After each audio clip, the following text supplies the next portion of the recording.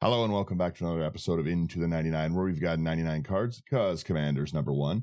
I've got the gang with me. They're all here. I got Sherman and Slothy. Sherman, how you doing this week? It's so cold. It's so cold. It is very cold. The up and down, for us, it's been like a 30-degree weather swing. It's like plus 10, minus 30, plus 10, plus 8, minus 20. It's not great. Yeah, like my migraines are going insane. So like I open the door to let the dogs out. They take like 2 steps and they're like, nope, coming back in. We don't care. That's someone else's problem. That's really funny. Yeah, the weather out here has been kind of crazy.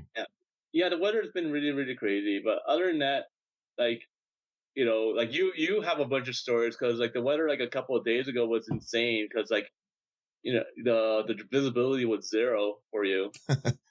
Yeah, I was showing. So there's a really bad like blizzard snowstorm kind of thing here, and there was a big 80 to 100 car pileup. They still don't even know how many people were in this, and in the middle of all this, I'm just on the road, and I'm sitting there. If anyone who knows me, I listen to like a lot of really different music. Like I like EDM, I like metal, I like musicals a lot. So I like a lot of different stuff. So I'm like sitting there on this like middle of like dying road, and I just got like Has Been Hotel soundtrack cranked and stuff. Can't see a thing like at all and stuff. So there was a pileup directly behind me, like maybe a minute after I went through something. Like I almost hit people like because they were slamming their brakes. So I decided I'm not going fast. I'm just giving a bunch of room. And so I was driving pretty relaxed, but right behind me, maybe like I said, minutes later, there's a big pileup. So the highway got closed behind me, and then the police were like setting up barricades to close the highway down because like it wasn't safe to drive on. And they like tried to wave me over, and I didn't want to stop because I wanted to get home. So I just like waved at them and drove around their barricade, and they don't have the manpower to chase you in a blizzard like that. So I just kind of kept going. So there was a while that I was able to just keep going on the road, and it was only me on on 6 lanes of highway in the middle of the daytime is really, really weird. It's very strange. But yeah, there was like, I sent a bunch of videos of just like, you couldn't see like the lines on the road. You could see maybe to one in front of you. And sometimes you couldn't even see the hood mirrors on my truck. It was quite the drive. It took me, normally something that takes 3 hours to drive took 6.5. So yeah, it was kind of fun. But other than that, no, it was a good week minus that part. It was pretty great. And Slothy. It's been an all right week. Not overly enjoying being out in this cold. I was outside kind of right as that blizzard was kicking, so I was taking all of that blowing snow directly to the face. Which was super neat. But hasn't been too bad. It's been busy. The thing that was like so weird about this like blizzard, it was half rain. So it was coming down like rain and like hitting your window and you like it was raining. So if you were outside, you were soaking wet, and that sucked a lot. And if you were driving, you were getting rained on, but it was like -5. So it was like insta freezing on the ground. It wasn't wonderful and stuff. I'm glad. Like I went out, I got to play a little bit of Magic on my days off, which was great. So I'm glad I wasn't doing that during it, because I can only imagine like carrying like deck boxes around and they're just getting soaked with water, and I'm just losing my mind trying to throw people out of the way on the way into the game. So get out, please. We're as a quick update, we're on the Christmas break whole year off. No, next week we're gonna do the holiday break. So Christmas for everything. So I hope everyone is having good holiday seasons. We're gonna be off next week. I promise you, we're not here. There's no secret episode to be found. We gotta have a little break at some point, sleep.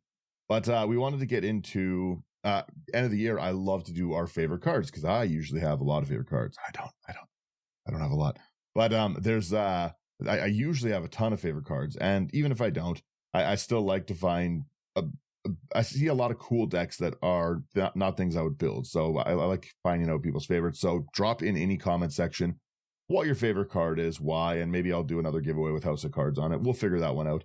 But we're going to jump into our favorite cards of the year. And if you want any of them, go over to houseofcards.ca, promo code IT99. You're going to get a discount. It's going to be fast. Maybe not Christmas time. They're still pretty fast, but you kind of get what you get with shipping at this time. And if you want cool things to display these cards in and on, Nerd Gear. That's your playmats. That's your playmat sanctuary. That's your nice little display case for them, which is wonderful. Don't put them on the table like an animal. And good sleeves for them. So yeah, also promo code IT99. And just thank you everyone for being here with us throughout all of the year. And with that, let's jump into our favorite cards. Who would like to start? Not everyone all at once, please. Well, You know what? Slothy, you go first. Go nuts. oh, sure.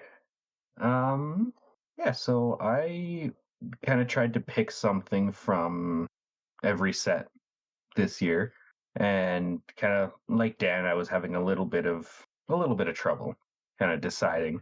But I'll start off with Aether Drift with Packdoll Terror. 3 to black for a 3/4 artifact creature toy. Whenever this creature or another artifact you control enters, each opponent loses 1 life and you gain 1 life.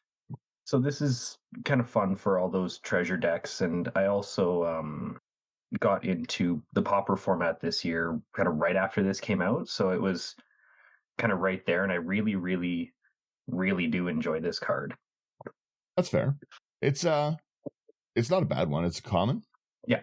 There's the art on it's kind of funky too. There is a bunch of lands in the year that were pretty good. Also, that's how bad a bunch of mine was. That it was a bunch of the lands, like the new Terramorphic Expanse lands, the Dragon Eye lands. I was like, man, these are pretty cool.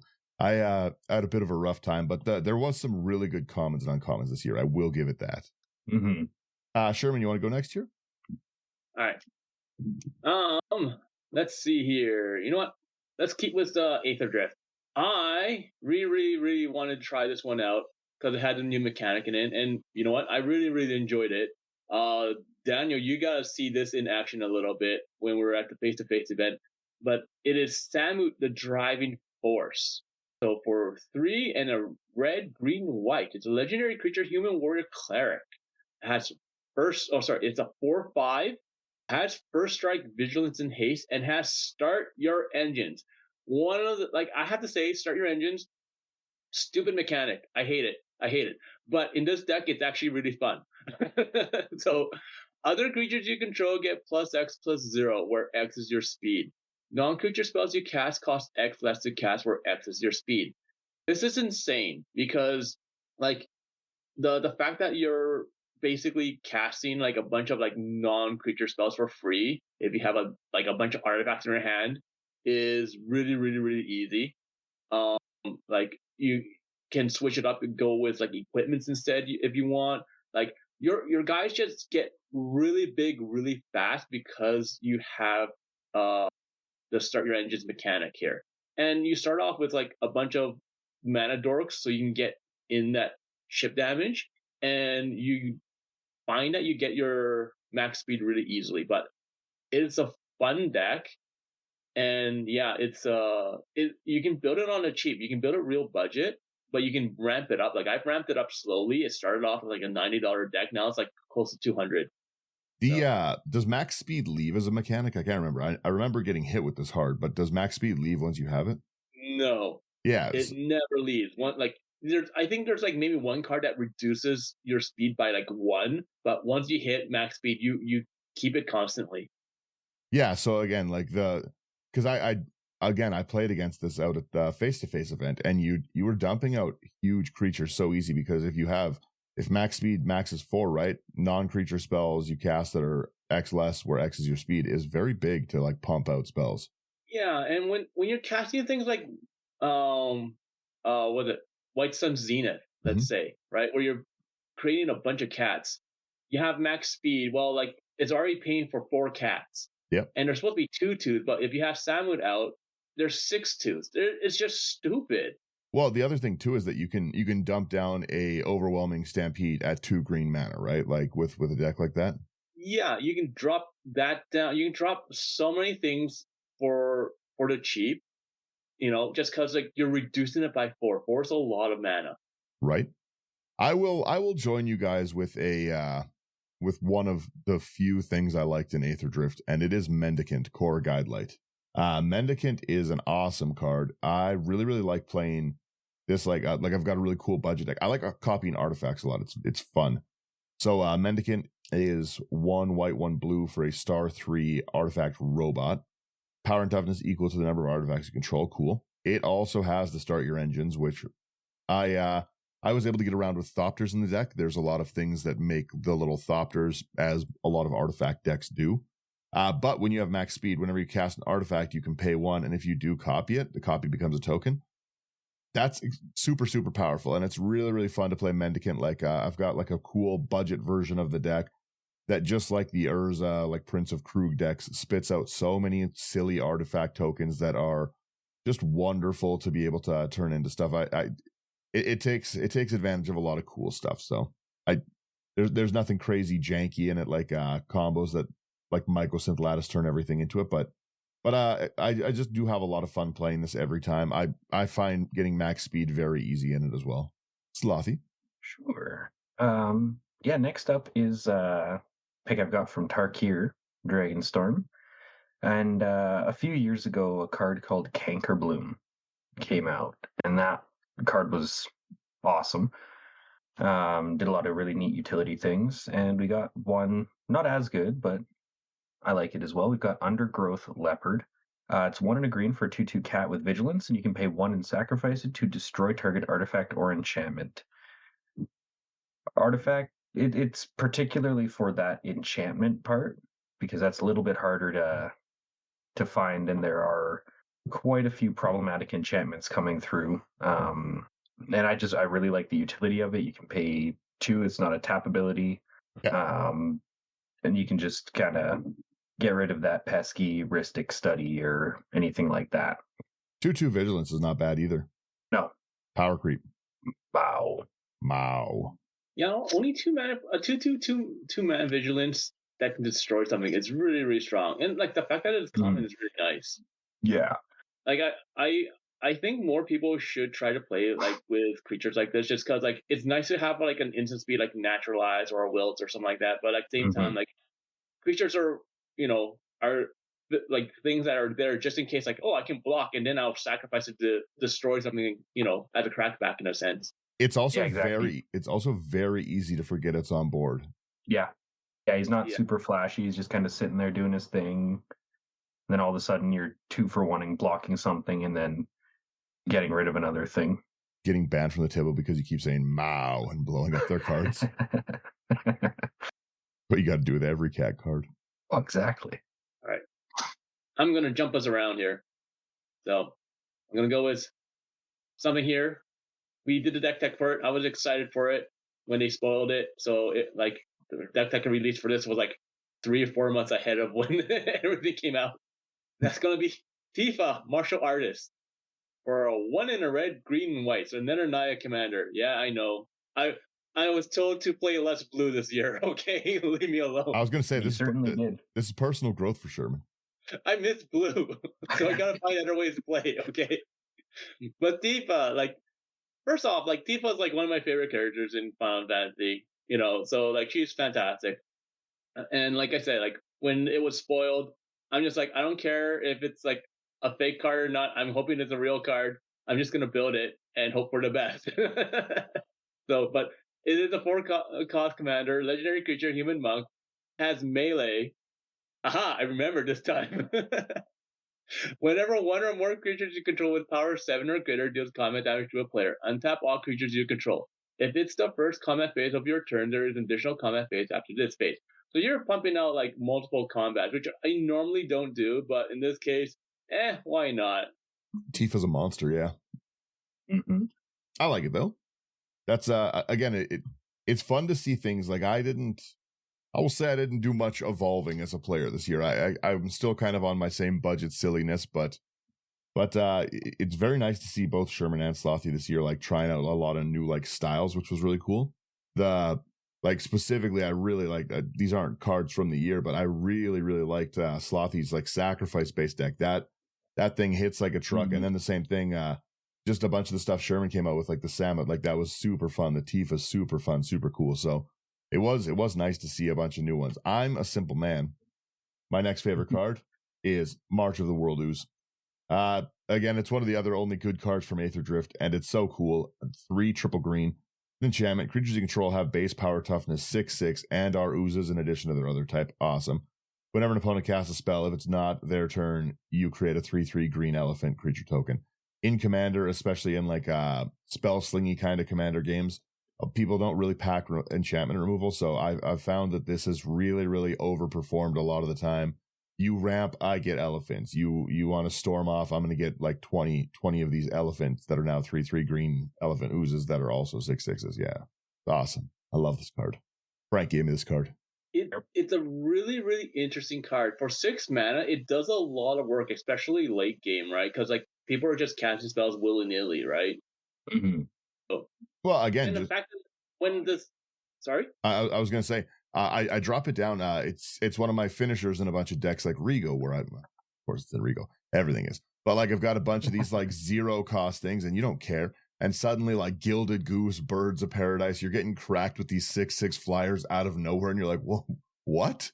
Love it. How would this be in Shrufus? Oh yeah, same thing. Monster card. Yeah, monster card. Oh yeah.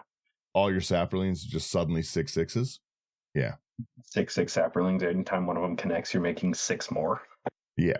That, you know what? We're just tongue twisting ourselves with 6/6 Shrufus Saprolines. Summon 6 more Saprolines. Say it 10 times fast, please. Oh no. Slothy, what do you got next? Alrighty. Moving on to Final Fantasy here. This was by far my favorite set of the year. And I've got 4 cards from here made my top 10. So we'll start off with Black Mage's Rod. 1 and a black for an equipment with job select. When this equipment enters, you create a 1/1 hero and then attach this to it. Equipped creature gets +1/+0, and whenever you cast a non-creature spell, this creature deals 1 damage to each opponent and is a wizard in addition to its other types and equipped for 3. I loved those pinging wizards. Oh yeah. I built several decks just around those. And this particularly... You had the Black Waltz number 3 deck. Oh yeah. That one's coming. Is it coming? This set had a lot of things that were really nice for the Vel'Gavoth deck that I've got. That's fair. What do you got for us, Sherman? For the next one, I'm trying to debate what to do, but you know what? Let's do this one. So there's been a lot of more token strategies kicking out lately. So this is kind of something that I really liked. It's from the Spider-Man set. I know a lot of people didn't like it, but that's beside the point. I don't care. But it is a black card. It is board wipe. It's called Villainous Wrath. So for Villainous Wrath, it's a 3 double black sorcery. Target opponent loses life equal to the number of creatures they control. Then destroy all creatures. So when Daniel's playing things like, getting things like a bunch of oozes, I don't mind. I will actually encourage it. I will help him with it. Because in the end, you're going to take a bunch of damage. And if you're playing an Aristocrats deck and you need a board wipe, this is a nice board wipe. Sure, it's 5, but you're also like forcing someone to like maybe lose the game if they're playing a token strategy. Yep. Well, this is, again, this is a surefire way to kill me in pretty much every deck. We're 2 cards deep onto my list, and I'm like, I love to make copies of artifacts, and a lot of those are creatures and mirrors. And then March of the World Ooze, where I'm like, I like to make a lot of tokens, and it's a surefire way to kill me. And I'd say 80% of the decks I play is just because I'm not doing anything other than sitting there stacking the board. Like, that's how you kill me in Toxtrol when I have 100 slugs and don't swing out. And the thing is, like, I've had people say like, oh, but it's a 5 mana Wrath in black. Like, why would you care? I'm like, well, if you're in mono black, most of your Wraths that aren't expensive are gonna be around the 5 mana range, right? So like, if you want like cheap board wipes, you're gonna have stuff like that. You're going to have like Massacre Girl or something like that. You're not gonna have a Damnation. Damnation's gonna be like $20. You're not gonna have a Toxic Blue. That's going to be a $10 card. It goes on and on and on, right? Well, the other thing I was going to say quickly, the other thing too is that like Damnation, we're looking at 4 mana board wipes a lot of the time, right? You're saving a mana, but this is not just a board wipe. This is a board wipe and a kill spell, especially if you are playing against, like you said, if you are an Aristocrats player, it's a great way to get extra damage in. but it's a great way to kill a player first. And if I am a lot of times in an aristocrat's deck, the threat is board wipe me and you'll die. I've got my blood artist, I got my whatever. But this, you'll just kill me. Target opponent loses life equal to the number of creatures they control. That happens before those creatures die. So I'm just dead before I get any of my death triggers, right? And if you split it that way, I would pay 2 mana for that spell, and then that leaves me 3 mana for a board wipe. So then I'm really ahead of the game. Yeah. And it's like most of the time when I've played this, it's not uncommon for me to have someone lose like 8 life. So sometimes it'll be on the low end, like 4 or 5 life, but normally it's like 8 to 10, sometimes like even 20. So you're like dealing half their life damage just from this one wipe. And then your aristocrats can deal damage to everyone else, and then you're in the lead, and then you don't care. This is an easy way to kill me in a lot of games. I liked pretty much almost exclusively cards from Tarkir this year. There was a lot. Again, I like silly dragons. I like dragon things. But we won't start with the dragons that I like so far. I'm gonna drop in here this Kotus, the Fang Keeper. Kotus is one of my favorite budget decks I've ever built because it's so obnoxious, and like they never should have stapled Indestructible onto this commander. That's such a nonsensical thing to have given it. Kotus is 1, a black, a green, a blue for a 2/1 zombie warrior that's indestructible. Great stats, phenomenal stats at 4. Whenever it deals combat damage to a player, exile top X cards of the library, where X is the amount of damage you dealt, and then you can cast spells. You villainous wealth their deck on an indestructible commander. They never should have printed it, and it's one of the easiest ways to get through because you can just fill the deck with budget nonsense that is just like slip through spaces or any of those kind of things, and you just get through. But there's a ton of auras that also give it trample, give it unblockable, give it death touch, so you can so easily just like roll over, like you put 10 blockers in and it's indestructible, right? The amount of hoops you have to jump through to kill Kotus is crazy because people don't really play a lot of exile, with the exception of Path to Exile and Swords to Plowshare. And it's very easy to threaten people out of using those on me because I'm just like, well, you only have 2 of those. I'm just going to attack you till you're dead now. It's Kotus is an awesome commander to play, and it was really, really fun. I haven't played a game that I didn't enjoy, and I haven't played a game that anyone else did enjoy because you keep casting all their cards from their deck, and no one seems to like that. But I like it. You're just helping them see how their deck plays out. Yeah, I believe all the people that I build with are wonderful deck builders, and I want to see for myself what they're playing. I want to feel the power. I love Kotus. The problem with this commander, like my play group, Dustin, he played with this. He's taking it apart already just because it's so it's so hard to deal with, and he just felt that like it wasn't fun because of that. Because once again, it's just indestructible that's on it. It's very consistent. Because it's indestructible. It's just like you can do whatever you want, and it's hard to remove it. Which is another reason why I keep on advocating that you should have more things like sacrifices or exiles in your decks, because we're seeing this more and more often, and it's just one of those things. And when you slap it onto a commander, it's just almost game breaking. And the fact that you give it villainous wealth at the same time is just kind of stupid. This deck is a full loss to any like Grave Pact style deck. You're fully dead and done and gone to a deck like that. There's nothing you can do to that other than just start giving your friends enchantments on their creatures, because the game's over for you. It's a rough one, but pretty much.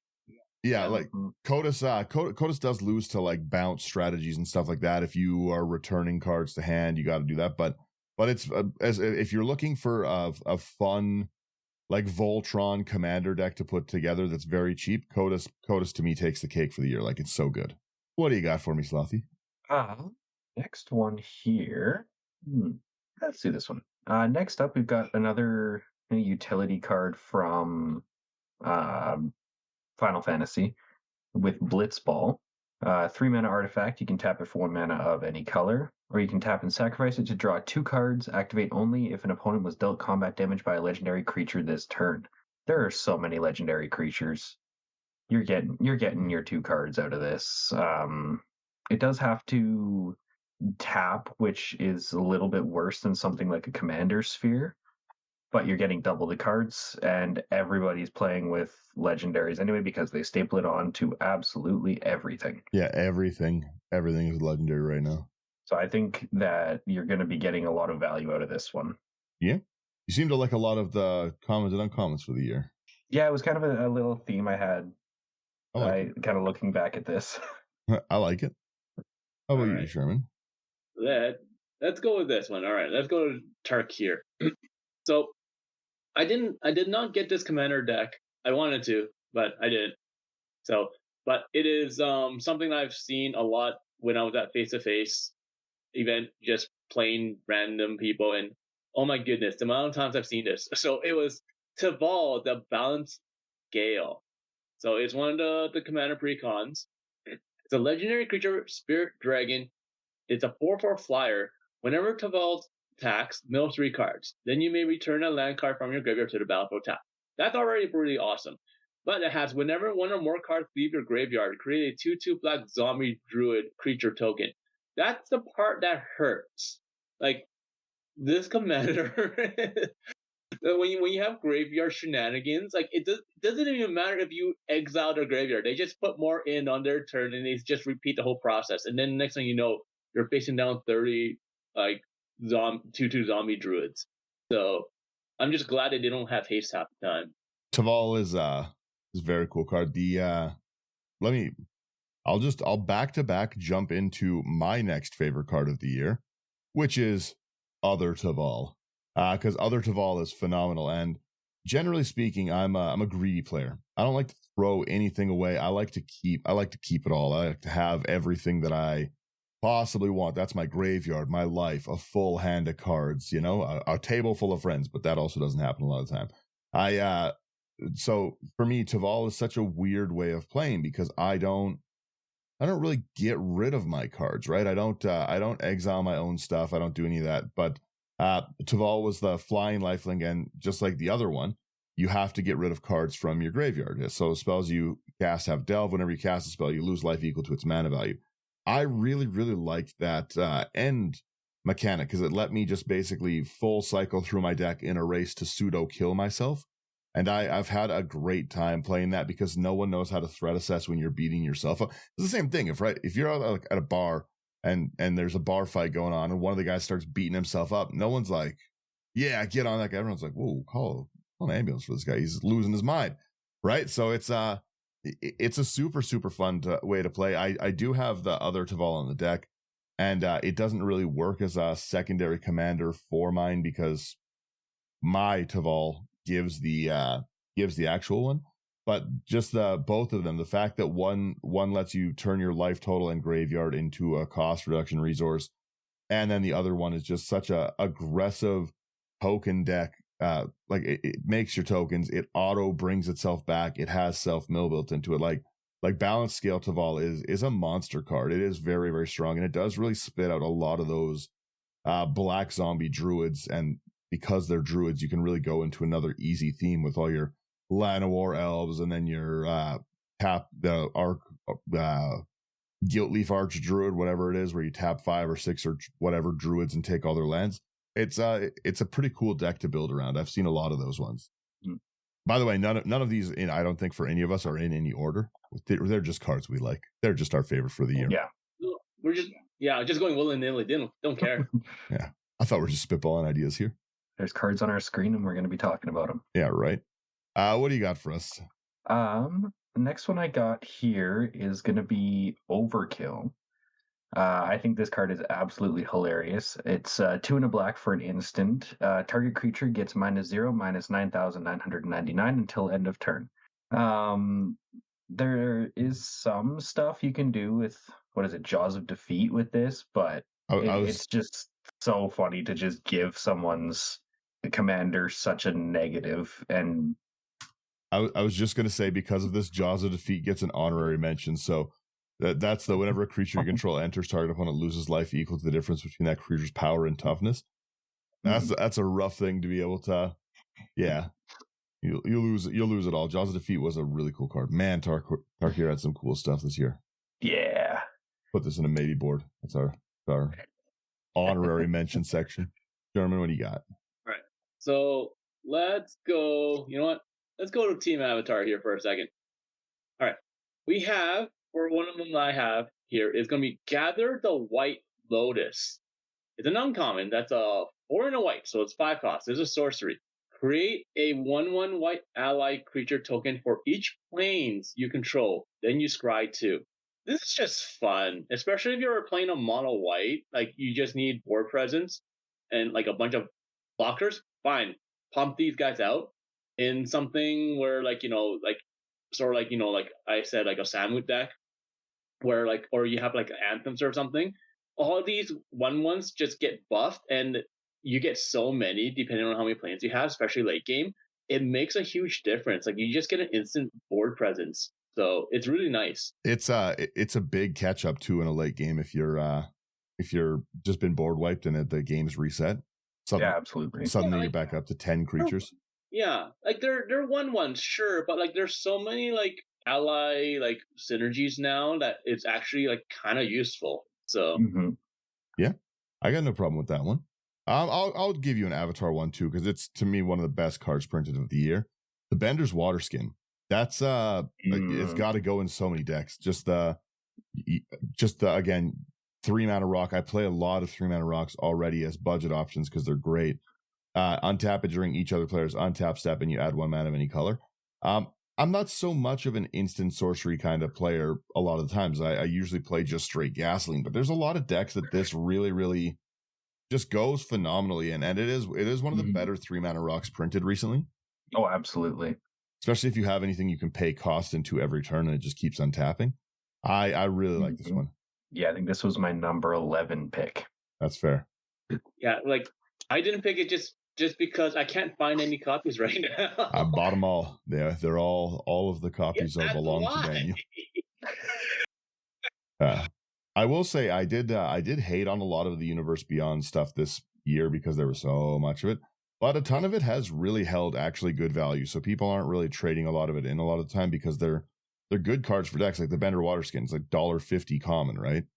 That's a phenomenal card, right? The same thing like what's the Tifa still like at like a $9 card. There's a lot of them that are still holding their value very, very good. Yeah. What do you got, Slothy? Yeah. So this is going to be the last Final Fantasy card that I mentioned. But we've got Black Waltz number 3. 2 black and a red for a 2/2 legendary creature wizard with flying and death touch. And whenever you cast a non-creature spell, Black Waltz number 3 deals 2 damage to each opponent. This is one of my favorite commanders to come out in a long time.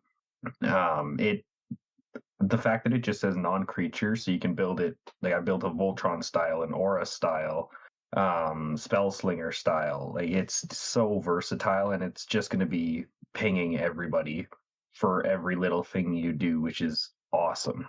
Yeah. Well, 2 damage each opponent is a lot of damage too, right? I cast Soul Ring, you take 6.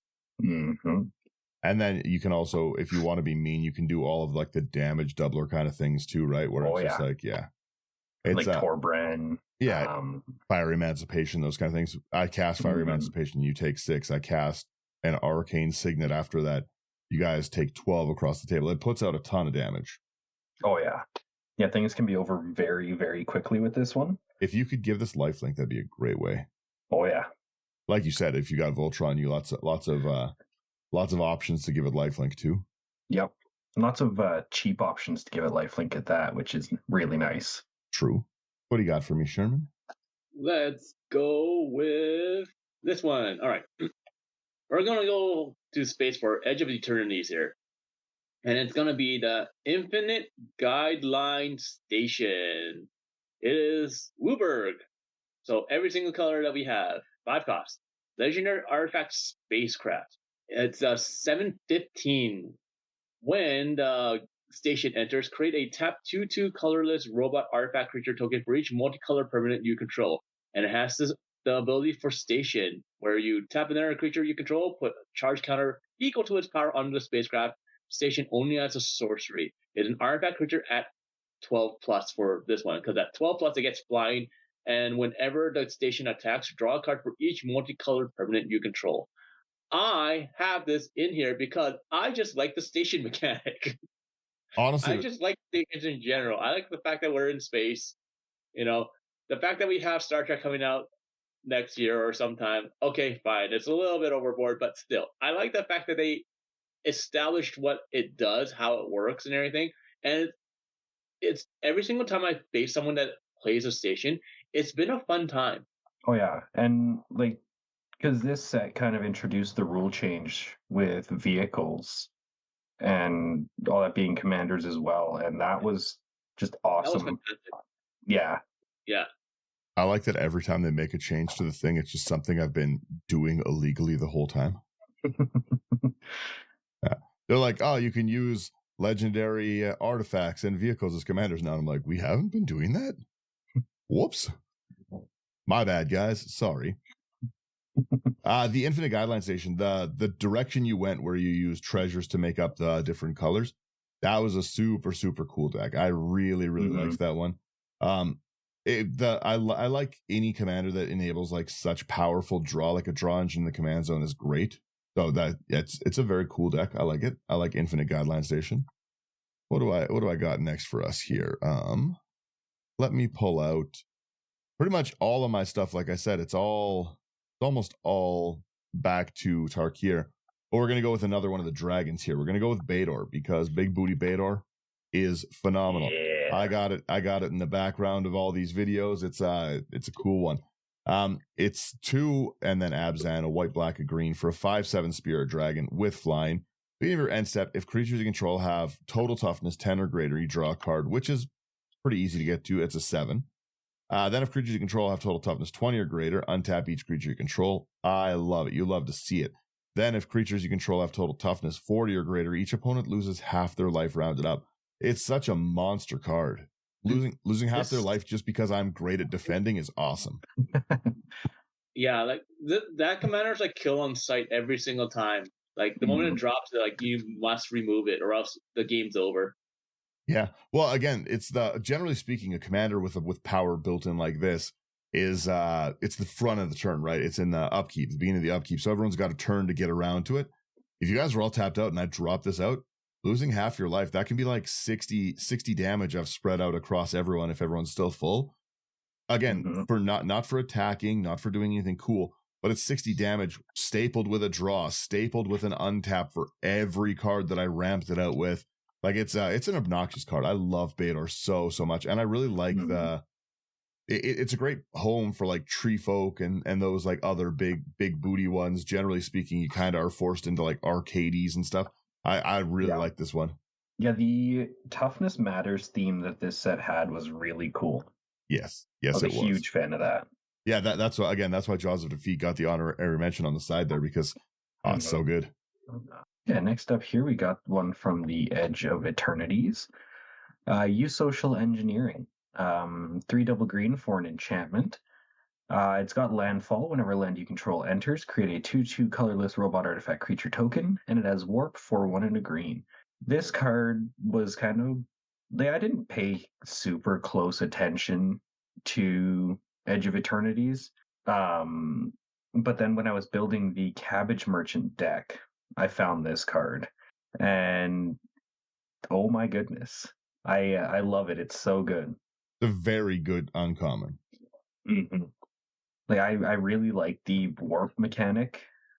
Being able to cast it for cheaper than exile it, and then you can just kind of have it later if you want it. It's really, really nice.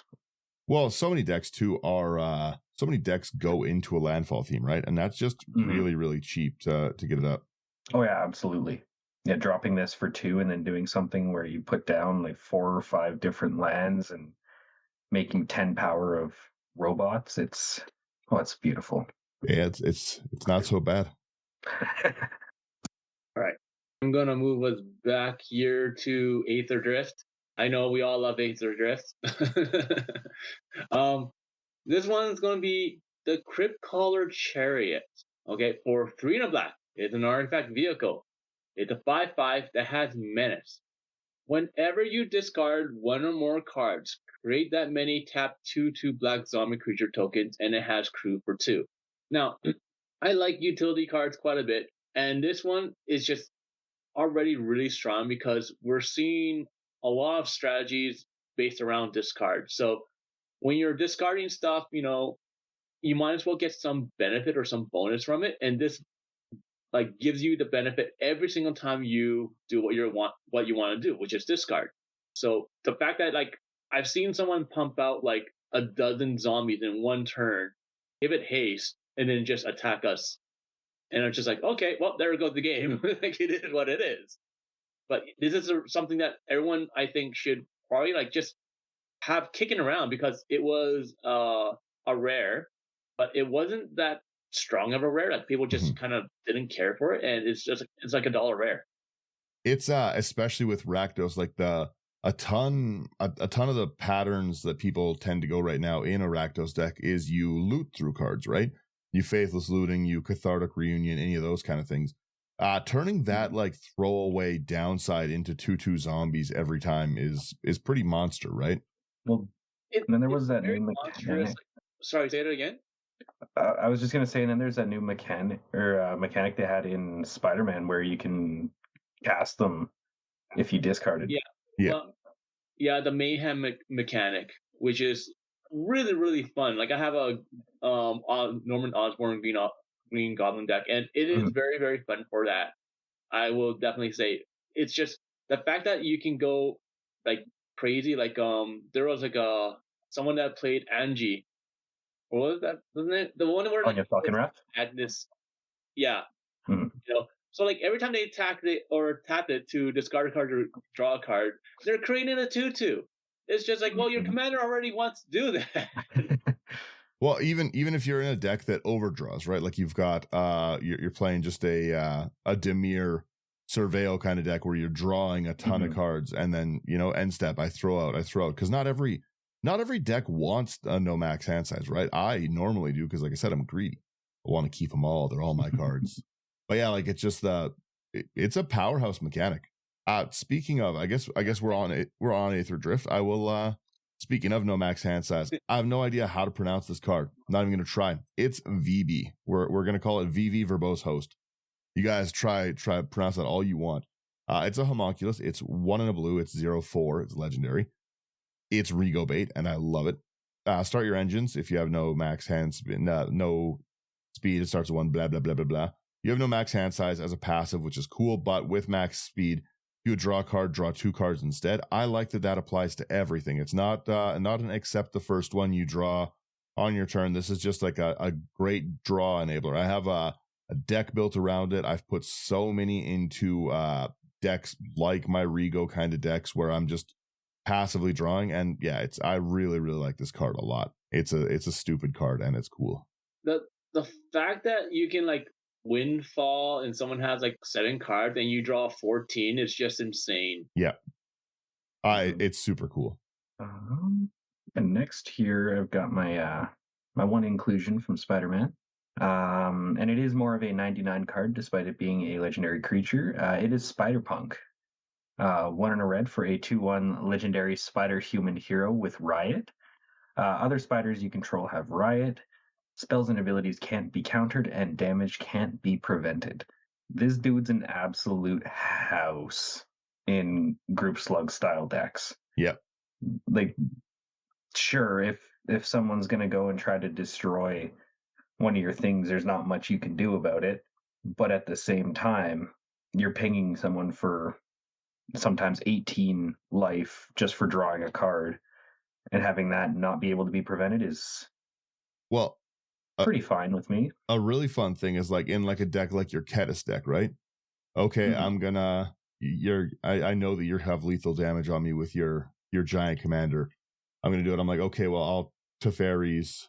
You can't get me. And then you're like, I play 2 mana Spider-Punk, and then I crack you and you kill me through a Teferis because I can't. My life total can't change, but okay, I still take commander damage and die. No, all because of this little punk. Yeah, they again, like anything that doesn't prevent damage. Questing Beast, another great card. I love to play in a lot of decks because no one really sees it coming, right? Especially if you've got prevent the damage, Glacial Chasm kind of lock, and it's like, all right, what's up? Yeah, exactly. The solution, Spider-Punk. I mean, there's also we're down to 3 cards. All right. Let's stick with Spider-Man here. I'm gonna go with Spider Sense. So it's a one in a blue instant. It has web slinging for a single blue. So once again, web slinging. You may cast a spell for its web slinging cost by also returning a tapped creature you control to its owner's hand. Counter target instant spell, sorcery spell, or triggered ability. I'm just happy to see something that's like this. You know me, blue interaction. If I'm playing like something like where I have like a Birds of Paradise, I can tap it for a blue, bring it back to my hand, and like counter something. I'm happy, but I'm in a happy place. Hard to thread his S around too, yeah. Especially And because I think you're even tapped if out. yeah, even if you're tapped out, like not many people see something that counters a triggered ability. Yeah. Yeah, that part's So, really nice. like, yeah, so I like to do that to punish people that play blink strategies because sometimes with the blink strategy you'll have a card where it says like it's like a two-parter, right? It's like remove this, like let's say they cast out, okay, for 3 and a white, you target someone's thing and it exiles it. When cast out it gets removed, like you bring it back to the battlefield, right? And like you target their commander, like okay, I'll leave it underneath that, all right. The moment that enchantment goes away and they try to bring it back, you just counter the triggered ability because it counts, right? And now their commander's lost forever in the void. It's mean, but it is something that you can do. It's hilarious. One of the funniest things you can do. Ending the turn when somebody's triggers on the stack. I love end the turn spells. When somebody has a blink their commander thing coming back and I just end the turn. Oh, you love to see it. It's good. It's good, clean fun. You don't get invited back, but it's good, clean fun. I like it. I will one give time you're able to do it. I will really give awesome. I will give you guys, yeah, that's funny. I will give you guys the one Spider-Man card on my list next. It is Electro because it's just mono red Omnoth, but on steroids. Electro's 1 double red for a 2/3 human villain. For some reason, they gave it flying. That's silly. You don't lose red mana as steps and phases, and cool. Whenever you cast an instant sorcery, you get a red. Also cool. And when Electro leaves the battlefield, you can pay X when you do X damage to target player. This is a wonderful. I love to thread in the table, right? And it's a wonderful threat to be able to do that because if you exile it, okay, well, it's all coming at you, the damage. If you know what I mean? If you blink it, damage at you. If you destroy it, damage at you. I really, really like this card to kind of hold the table hostage. It's a pretty silly one. Sadly, there's not as much stuff to ramp it as green, but I like to play with a lot of those like tapped rocks that add a red, like the fire diamonds, those kind of things. And it is really nice to be able to just like consistently amp up my red stuff. I wish it got 1/1 like Omnoth did, but you take what you can get. Yeah, I think it would get too strong if they did that. Yeah, it for sure would. Yeah. It's a silly card. Yeah, I love it. Pair it with Omnoth, a legal commander that no one will ever let me play. It's Christmas themed. Come on, you monster. Yeah. What do you got for us here, Slothy? Yeah, we're into the Avatar stuff now for my list, and 2 commanders left. First one's going to be Avatar Aang. Red, green, white, blue for a 4/4 legendary human avatar ally with flying and firebending 2. Whenever you waterbend, earthbend, firebend, or airbend, draw a card. Then if you've done all 4 this turn, transform Avatar Aang. And he transforms into Aang, Master of Elements, a 6/6 legendary avatar ally with flying. Spells you cast cost Wooburg less to cast, and that does include generic costs. And at the beginning of your upkeep, you may transform Aang, Master of Elements. If you do, you gain 4 life, draw 4 cards, put 4 +1/+1 counters on him, and he deals 4 damage to each opponent. I have had so much fun playing this deck over the last few weeks. Like, it's really not that difficult to be able to flip him and then dumping your entire hand because of the reduction, transforming him, refilling your hand. Especially when a lot of like the firebending, earthbend, like a lot of the stuff you can find for this are repeatable effects. So you can just kind of flip him back and forth once you get all 4 pieces online. It's so much fun, and you're just throwing things around, and yeah. I like it. It's a strong one. Yeah, like I like seeing commanders like that where like you have to jump through hoops to get it to work. because it's challenging. It's a nice challenge, right? And you're playing suboptimally sometimes just to Mm-hmm. pull it off. But it's fun because of that. Oh, It, exactly. it's satisfying. Yeah. Yeah. And the fact that for doing anything, like any bending, you're drawing cards and keeping your hand full for when you flip them is awesome. All right. I am going to continue with being a complete opposite. I'm going to choose Fire Lord Azula. I'm sorry. Mm, Have to choose Azula. I've seen it way too many times. I'm building one myself. I've built a few, like, in Architect and play tested them. They seem fun. mhm. Like, it's just something that just, like, sure, like, you can go crazy infinite on it. I'm not going for that, obviously, but you can do so many stupid things with it. It's just really, really, really outrageous. So I really like this as a commander. It's so much fun. Yeah. Mhm. It's a very, very strong one. It's definitely popular. Yeah, it's already ranked And 78. That's pretty good. yeah, it's like Fire Lord Azula is insane, and like you don't have to go the Flash like way of going. Getting like Leyline Anticipation, Vidalcan Orrery. You don't have to go that stuff. Like there's so many things that have Flash, or you just cast like at instant speed. It doesn't really matter. Like one of my favorite ones right now is Ragged Vein. It's like a one in a black enchantment or something like that, where you can cast it for Flash, and basically like if the creature takes damage, it deals that much damage to its controller. So like you double Mhm. that up and you throw it down on like let's say someone's blocking me, and I cast that and double down on the creature that's blocking it. Now that opponent's taking 8 damage. It's not taking 4 anymore. It's just taking 8. I don't care. It's so much fun. Mhm. I like it. My next one that I have on our list here is part of one of my illegal pairs, but I won't say both parts of it, but I really liked Final Fantasy for a lot of these cool little illegal pairings that I did. And Mhm. the dwarf wizards are really, really fun. I always make the excuse that they're dwarfs. It's half the commander. I get 2 of them. Come on. And I really, really like doing Krill with the next one. But on its own, I have one as its own deck too, and it's Papalmio to Ptolemy. I don't know if that's how you say it, but that's how I say it. And it's such a really, really cool, silly card. It's 1 white, 1 black for a 1/2 dwarf wizard. Whenever you cast a non-creature spell, deals 1 damage to each opponent and you gain a life, which is super, super cool because there's a lot of really annoying spells to cast in what's that color? The white and Orzhov. black. Orzhov, yeah. Just a lot of annoying stuff. Generally speaking, these drain strategies are normally in creatures, right? And being able to have them in my all of my quick removal spells and annoying spells like that, and my ramp is awesome. Then you can pay 4 and a tap, sack it. Each opponent who lost life this turn sacks a creature with the greatest power among creatures they control. That's so powerful as a spell. The reason I pair it with the Krill Baldian Sin. Whenever you cast a non-creature spell, you can return target creature with mana value equal to spells from your graveyard to your hand. So I just keep getting my other commander back to my hand. They pair really, really cool. They're a very, very fun and unique deck together. Let me play them that way, please.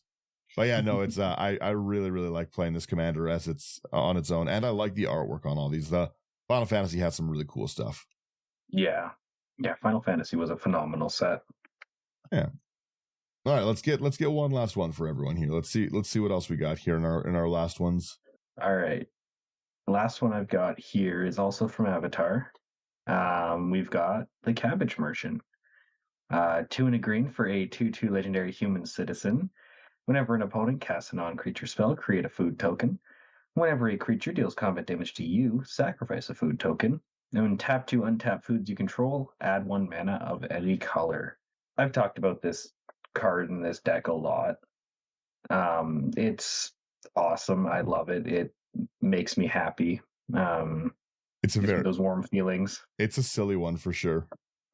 It's so silly, and it just creates a lot of value because opponents are casting a lot of non-creature spells generally. It is Except such for- an insane token generator.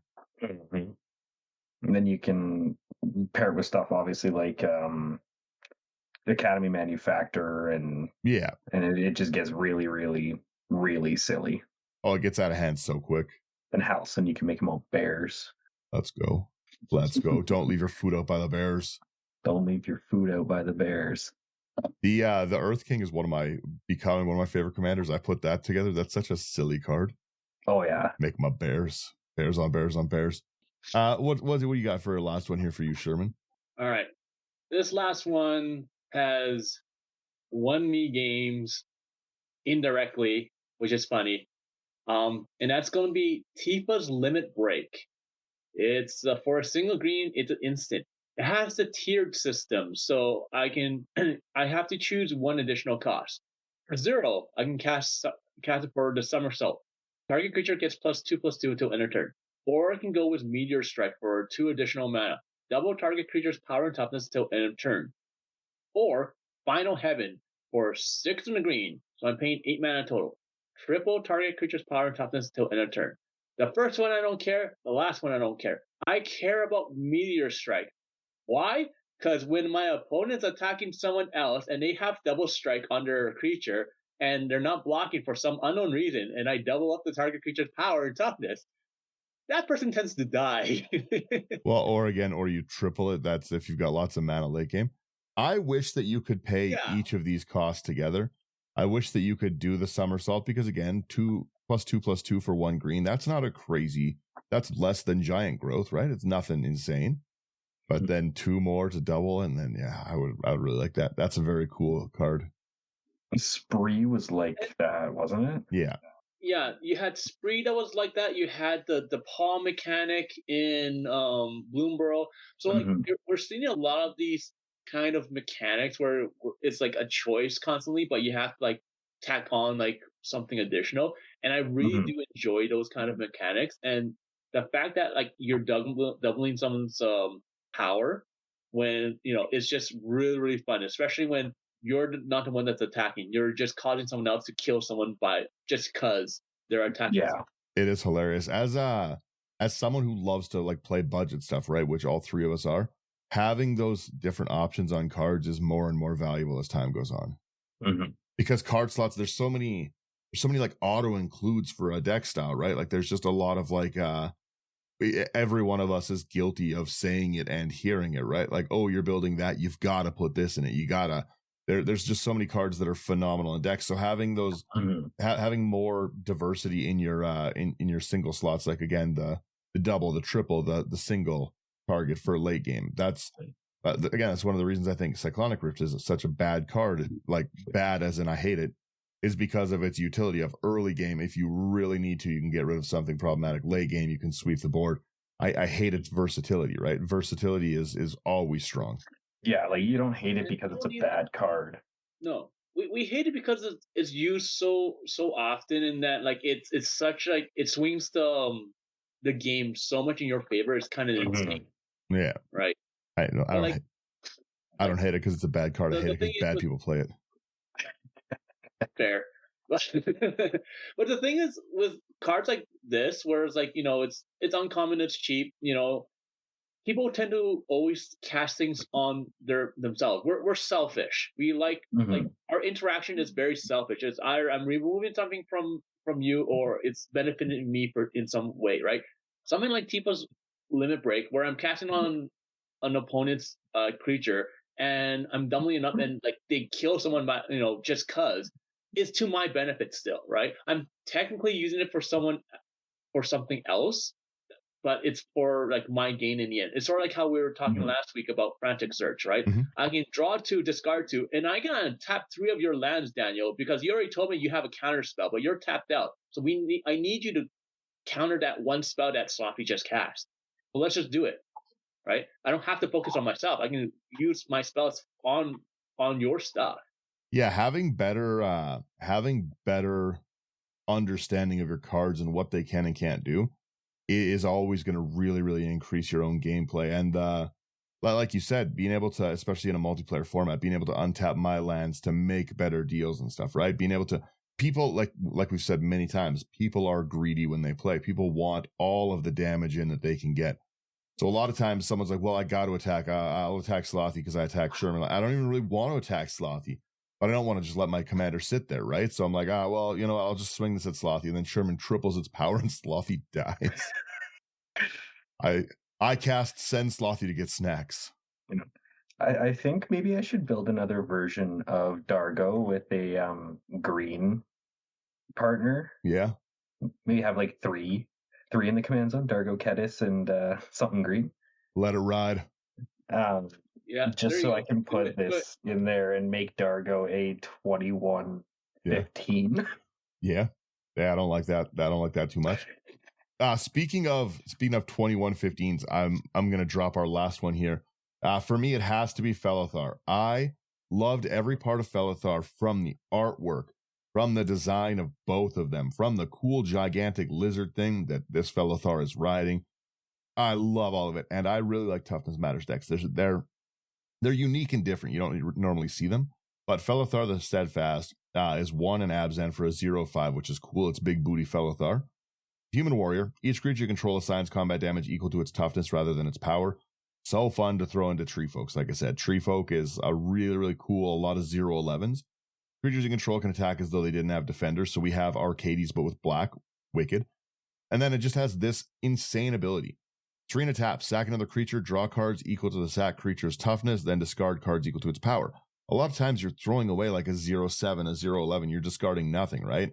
But if you did want to, you could pair it with stuff like that Crypt Caller Chariot, where you're constantly now getting zombies.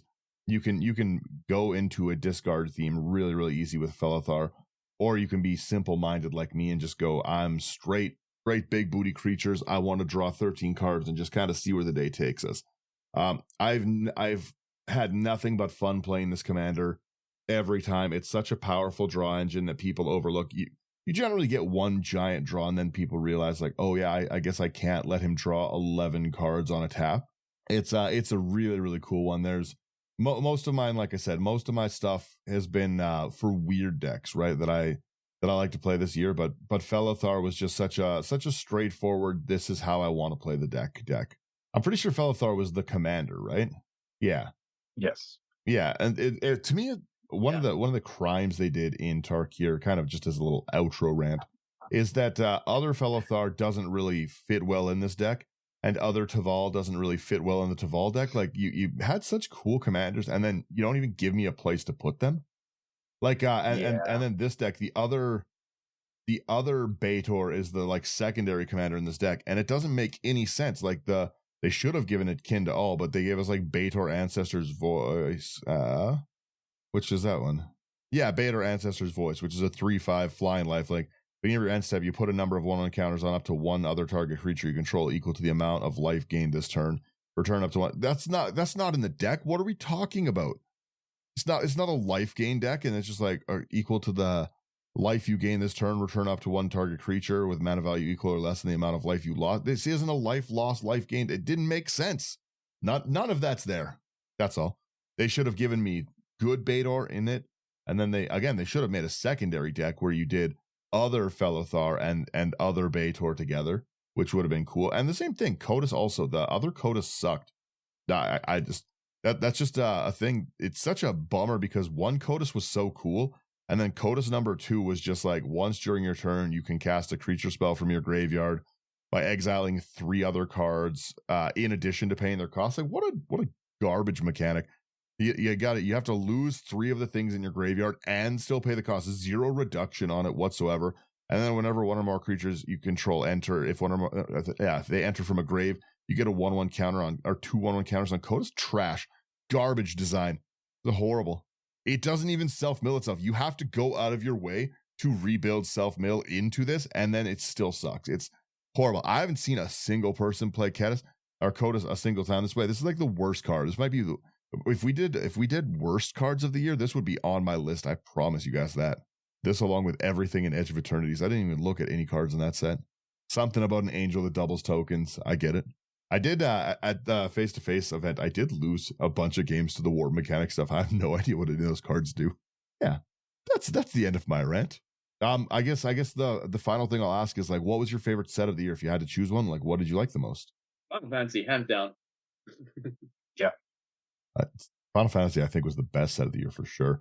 I like Tarkir because it was like the only Magic set of the year. I think it was. They're all Magic sets, I know, but I think it was the only. I guess you could call Aether Drift the closest to theme in a sense. Yeah. Again, I do think I don't mind a lot of the Universe Beyond stuff if it like fits into the theme. Final Fantasy did really fit in. Avatar did really fit in. A lot of people really like them and have built like cool stuff. I just I don't even know if it's a difference of just like the amount of cards that are coming out, but I don't know. I just didn't have as much fun buying Magic cards this year, but there was still some cool stuff. I'm still really hopeful for like Lorwyn and stuff like that. We'll chat more about that a little bit later on. I am sure you'll hear a rant from me on that one at some point. But these I think it's like really interesting. Slothy's list is $43, but that's because the Cabbage Merchant is $25 alone. Hard to find. Other than that, Sherman's is $30. Mine is $30. We both had some pretty, like all of us had pretty cheap favorite cards of the year. Comes up right to $100. If you want that $100, go to House of Cards. Build all of these. Build all of them on houseofcards.ca. Promo code IT99.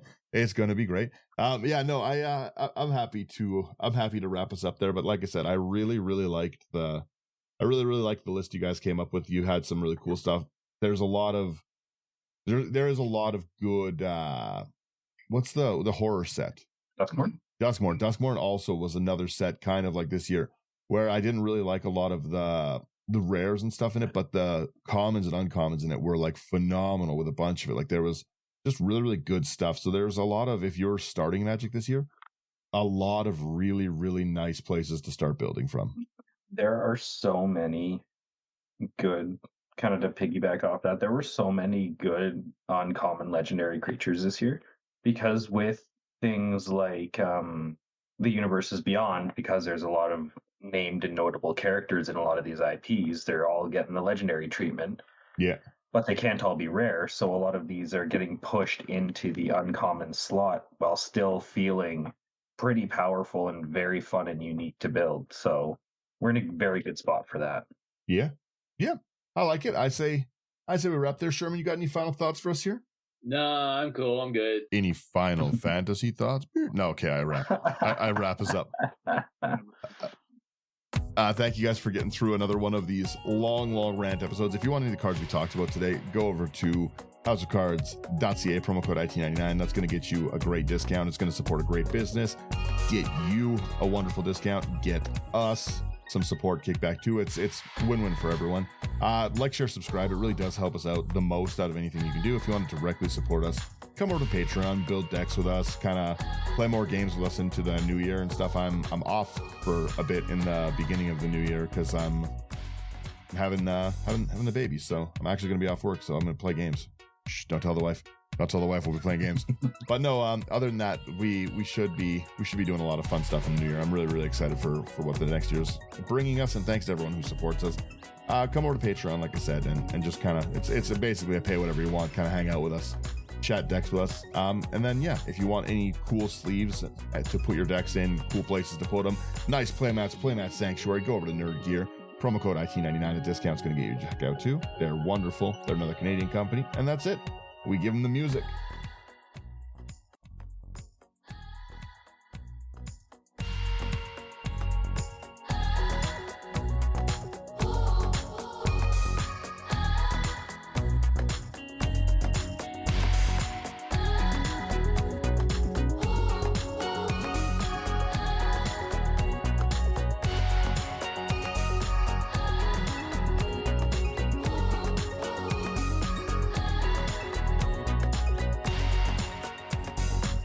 All right.